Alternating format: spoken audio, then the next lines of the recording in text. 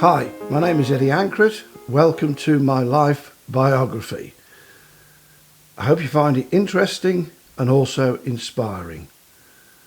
I was born in Birmingham, in a working class area of Birmingham, and I grew up going to a small independent school, which was for juniors, and then I went on to a senior school. Obviously, it was a working class upbringing, and the only thing that came out of my school education was that I was very, very good at sport. And for the last 2 years of my education, I had the England badminton coach who coached me in badminton, but didn't teach me anything that was academic. So he threw up a shuttlecock, I hit it, so of course I became a badminton player. But academically, I left school. I call myself academically stupid.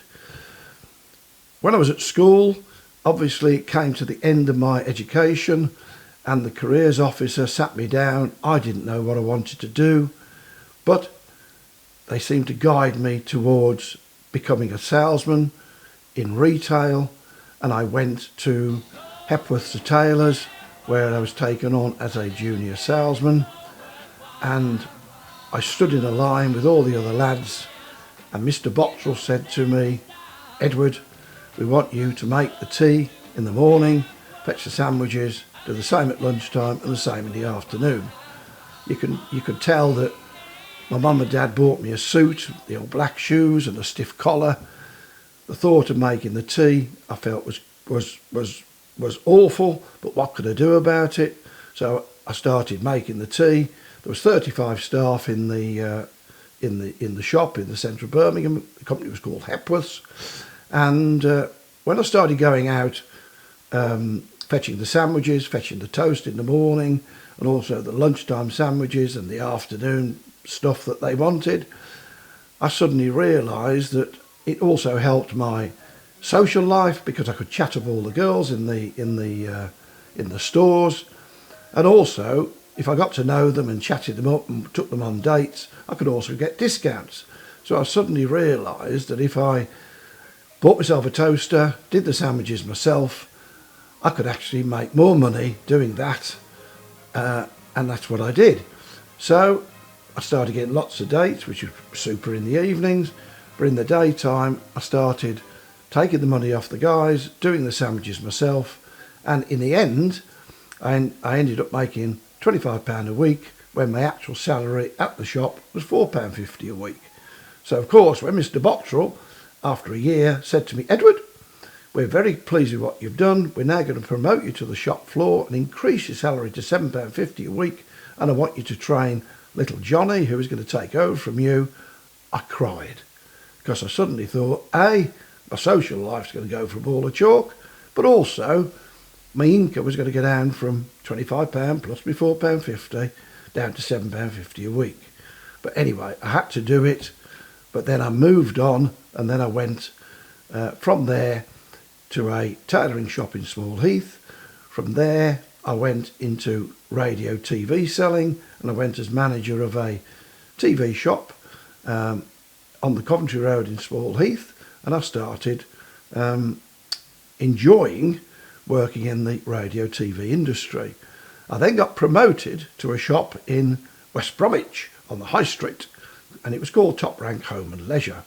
And this little shop was so small you could walk past it and not realise it was there. So because a lot of my customers were Asians, I used to, when they came in the door, say to them, "Could you teach me a little bit of your language?" So I learnt Salam Alaikum, Walaikum Assalam, which is good morning, God bless you, how are you? And Tiga, which is good. And when people used to come in, I used to say this to them, so they used to be really, really impressed. And because there were so many Asians in West Bromwich, the shop became very successful, sold lots of shortwave radios, until one day somebody came in and I said to them, "What's a certain word for say thank you?" And he taught me this word, and the next person that came in, I was talking to him, and I then said this word to him, and he said, "What did you say?" And I went, "Did it again?" And he said, "You've just told me to F off." I said, "Oh my God." So obviously my little ruse of being a super guy, it sort of went wrong for that one. But anyway, so I'm in this shop, and again, as I mentioned at the start, it's a little shop and nobody knew it was there. So I decided to get some speakers. In the old days, we used to have speaker systems, and so I put 2 speakers out the front of the shop, and I put on music, and as people walked past, of course, they heard the loud music and they looked at my shop. So it worked. But the only problem was all the retailers in the area complained about me. Along came the press. The press did a story on me, front page story, and I got actually taken away by the police because for disturbing the peace. So again, it worked, front page story. So that was my that was my experience in West Bromwich. I then got my first job as a representative for Hot Point washing machines. I became the youngest representative, and I was the rep for the West Midlands, and lo and behold, they gave me a Cortina 1600E with wood dash inside, and I thought, I've made it, executive car, and I used to go out and see all these customers. Of course, I got on with everybody. I loved the job. I became one of their top salesmen, and there's lots and lots of stories around the fun I had as a representative for Hot Point. But then I did that for a number of years, and then I saw a job advertised as regional manager for Kenwood Mixers. So there was a man called Ken Wood who interviewed me, and he made these fabulous Kenwood chefs, which I'm sure everybody's heard of. So I became the regional manager for Kenwood, and in those days, anything north of the Watford Gap, companies didn't really want to know about. So I was regional manager for the North, Scotland, Ireland, and I had all these demonstrators in the department stores demonstrating the Kenwood chefs. And I had a great life, and I really, really enjoyed it, until one day I had to go to Hull, which is before the motorways, and it is a long, long way to go. So I booked a hotel, and I went and saw a man who had a company called Comet Radio Vision, and his dad had died, left him the company. His name was Michael Hollenbury. His dad had left him the company, and he was an accountant, and we started talking, and of course we got on to him buying some stock, which I think he did, and he then said to me, "You're staying overnight?" And I said, "Yes." And he said to me, "Well, can I bring somebody to see you?" I said, "Of course you can." So I brought this man called Jerry Mason, who was the chairman of New Hunslick Rovers Rugby Club, and we had a conversation, and what came out of that was the start of Comet Discount Warehouses.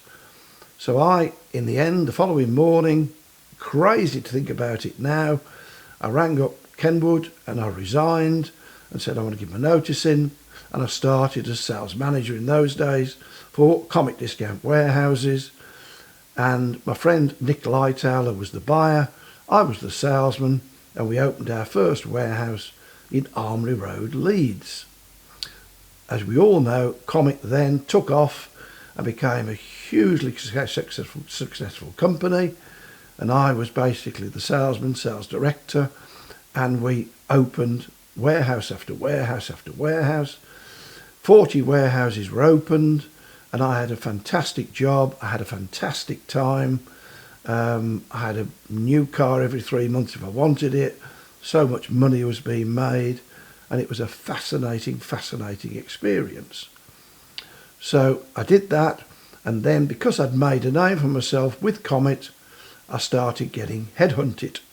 So the headhunting happened, and I got offered the MD-ship of Seiko Watches, but I didn't feel I knew anything about watches. Seiko were using an agent, but wanted to bring their product directly to the country and open their own company, but I didn't feel that I knew much about watches. But then along came Mitsubishi, and they had a company called Teleton, and they offered me managing director and marketing director of Europe, and I had this manor house in Essex with a moat around it. I had a fabulous Jaguar, and I had made it. So here I am now as managing director of Teleton, which is part of Mitsubishi, and at the age of 31, leaving school with no qualifications, only good at sport, academically stupid, my mouth and my personality got me to where I wanted to be. I did say to my mother at the age of 30, I wanted to be a sales manager and earn £3,000 a year. Lo and behold, I ended up as a managing director of a large multinational company and a great salary and fabulous expense account. What I suddenly realised by taking that job was that I was wearing a striped suit every day and I was travelling the world and I didn't enjoy it. Before I got that job, I used to play squash 2 or 3 times a week and I used to go out with the lads on a Wednesday and Friday. Lo and behold, all that went for a ball of chalk. I was travelling Monday to Friday, coming back at weekends and too knackered to do anything at the weekends. And I thought, this is not the life that I wanted, but I've achieved what I wanted to achieve. So I went to Mr. Tanaka and said, I'm going to go. And he said, please don't go. We all like you. And I said, but I'm not happy. And he said, well, have 6 months off, have a sabbatical and let's talk again. I said, I'm not coming back